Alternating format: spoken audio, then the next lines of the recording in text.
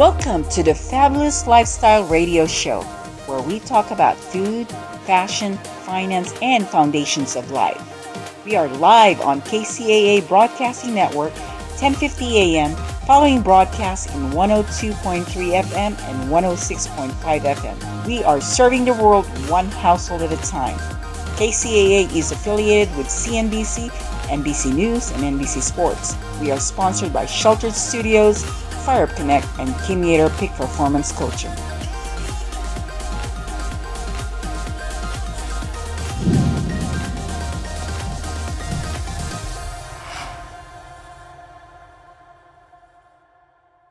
Well, good afternoon.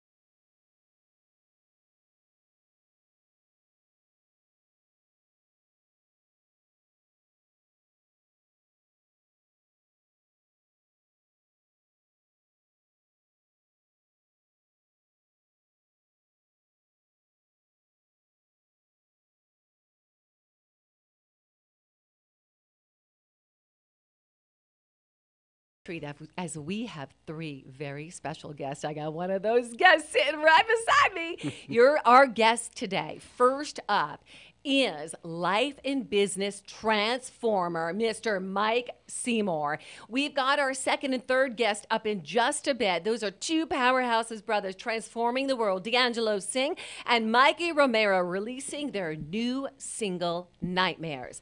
So listen on in, take notes. If you are ready for breakthrough today, this is your opportunity for breakthrough. So are you ready? It's your life. It's the fabulous life. And foundation is a big part of that. So Mike Seymour. Hi. I am so honored to have you here right now. I got to tell our audience just a little bit about you. You know, Mike, what I love about you is, you know, your story is a single dad of two living out of your car to a leader of leaders who's built one of the most successful award-winning landscaping companies in the West Coast. Mike, people don't just grow up like that. That tells me that there is a powerful creator working through you. So at the helm of MSC Landscape Professionals Mike is the founder, president, and CEO, who has more than 40 years of landscape design, construction, and maintenance experience. His MSE landscaping business was born from Mike's undeniable belief that a landscape company could provide amazing opportunities for employees and a cohesive and enriching company culture, while at the same time satisfying customer needs and maintaining business perpetuation. How do you say that word? I didn't write that. I love it. I love it. What's most important is a defining quality for Mike is his commitment, and this is a no joke. I have experienced this, to servant leadership and truly putting his people, his customers, his employees, those he loves, those he's reaching out to, those in his pathway, and putting them first. He is a career motivator. Mike has devoted his life to identifying people's hidden potential and helping it develop into greatness. Just a couple things. This gentleman has created the Warrior Foundation Freedom Station. He personified community involvement, serving on the board for Primero Recovery Center, Stepping Stone. And Mike also is the proud recipient of the 2016 CLCA Humanitarian Award, 2015 Sons of Italy Humanitarian Award, and the 2014 Combined Wealth Agencies Hero Award. And when Mike isn't creating in this arena, Mike is fishing with his family and just right out playing and enjoying his life. That is the truth. Gosh, yeah. Mike, you are such a perfect person to have here today to really discuss the power of creating a foundation with faith and family, right? And fitness, that whole mind, body, soul transformation. Tell us a little bit about what the experience has been for you to really create a solid foundation when it comes to your faith in the midst of the adversity and challenges you've been through. Well, sure. But first, I don't want to step over one thing I heard. I didn't write that, but I'd like to hire the person that wrote that. I did not create Warrior Foundation. Okay, I'm the vice president of the Warrior Foundation. That was founded by Sandy Lemkuhler. I just wanted to clean that up. Good. And Thank you. Yeah, and then back to your question. You know, what's there for me when you talk about faith and family is, you know, I wasn't a Christian when I was living in a car and homeless with my children. And it was really the love and caring of a Christian man that brought me to Christ. And he was my apartment manager. His name was Tom Fleming, who I didn't know at the time was actually terminally ill with brain cancer, but he took the time to reach out to me, build a relationship with me, invite me to a men's Bible study at his church where I accepted Christ.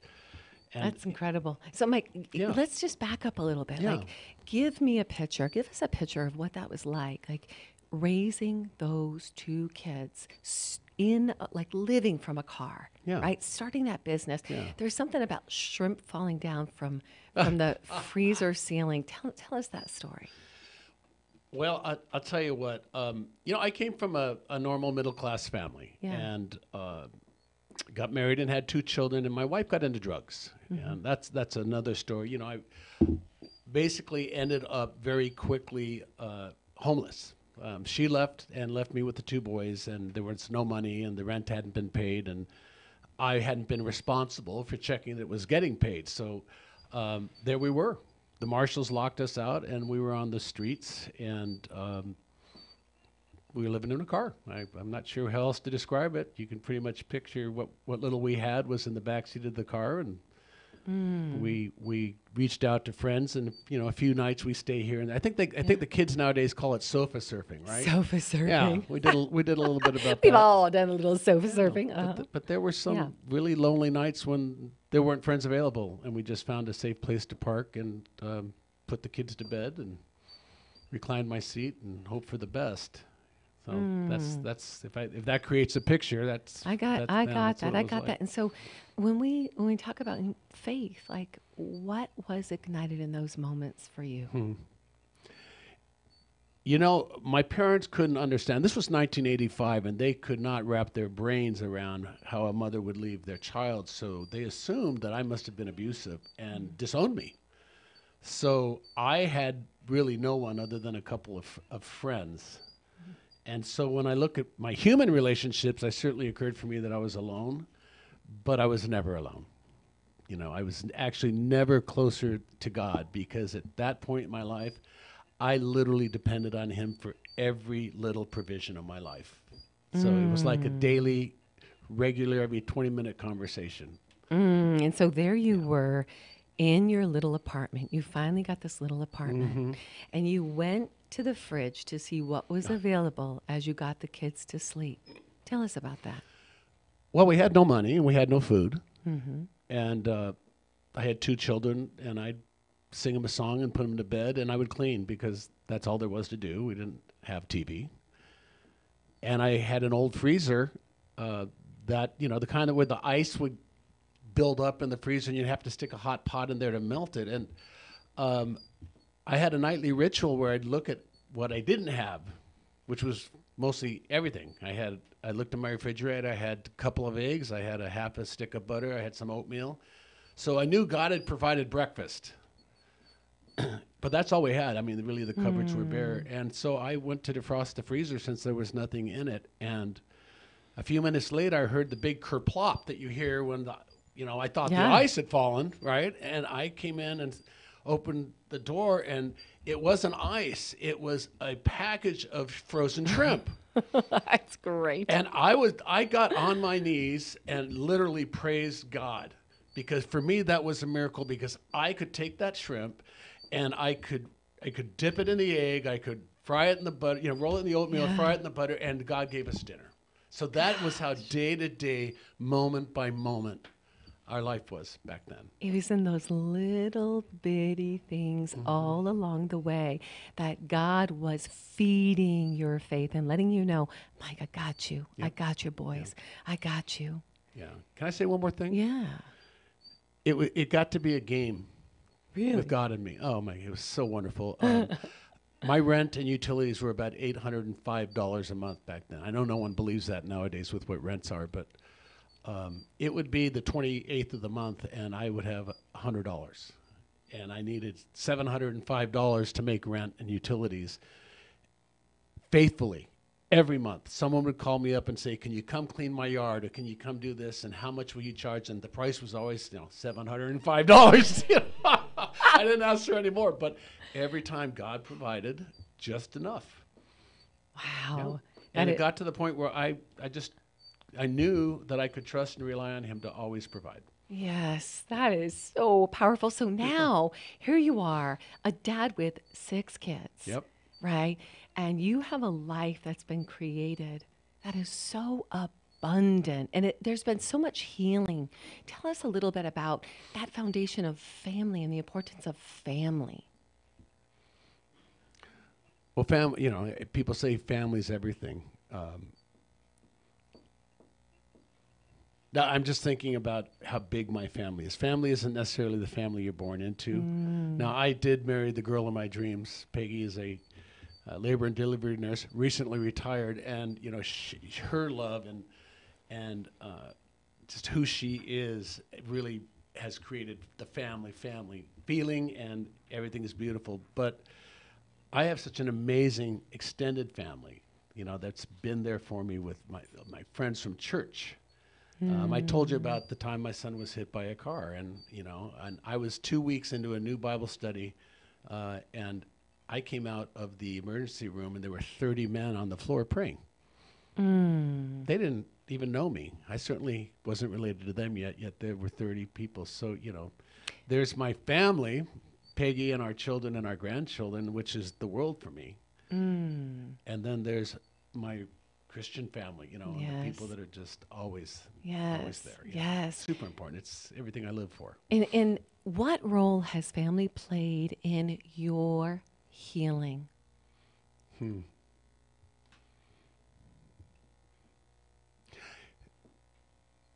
I operated for a lot of years like I was just a single individual, and I wasn't really connected. And family is brought me back to really being related to human beings and not just be in my head.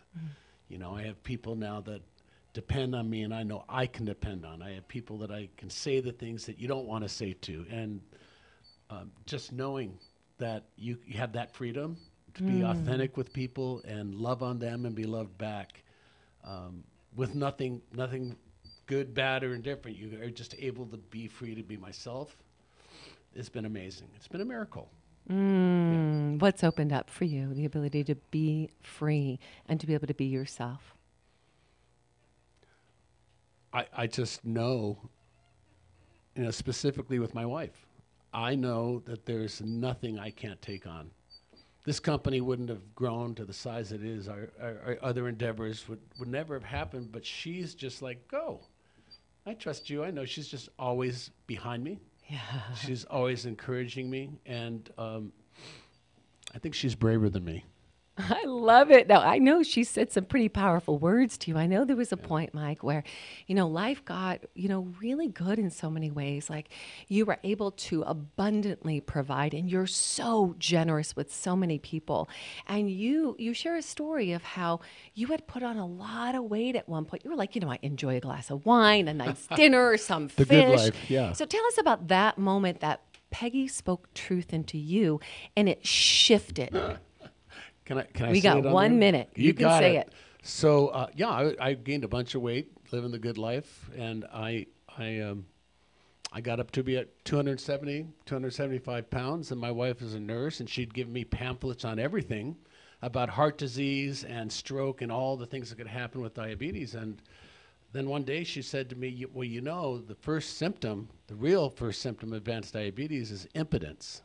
Now, prior to that conversation, I wasn't interested in doing anything. But when I heard that was a possibility, I was like, whoa, we're going to transform this right now. And since then, you've removed how much? 55 pounds. 55 pounds. And the race you have coming up in May and March. Yeah, the Warrior Foundation and we're riding from San Diego to Cabo San Lucas on bicycles. Incredible. And no more diabetes. And no more diabetes. Mike, I want to challenge you. How can people reach you and just hear more about your story, more of how you've transformed, and WSC Landscape? MSC Landscape. Where did WSC come from? I have no idea, but it's MSC. That's good. It's MSC Yeah, Landscape. That's okay. So how can people reach you? Yeah, they can go to our website. It's just msclandscape.com. If you want to reach out to me and have a conversation, send it to my email, which is, can I say my email? Yeah. Yeah. It's real hard. Mike at msclandscape.com. You heard it. Mike at msclandscape.com. Mike, your call to action for our listeners today. We just talked about that. It's Thanksgiving, and we're called to love one another, and you can't do that if you're busy in your head.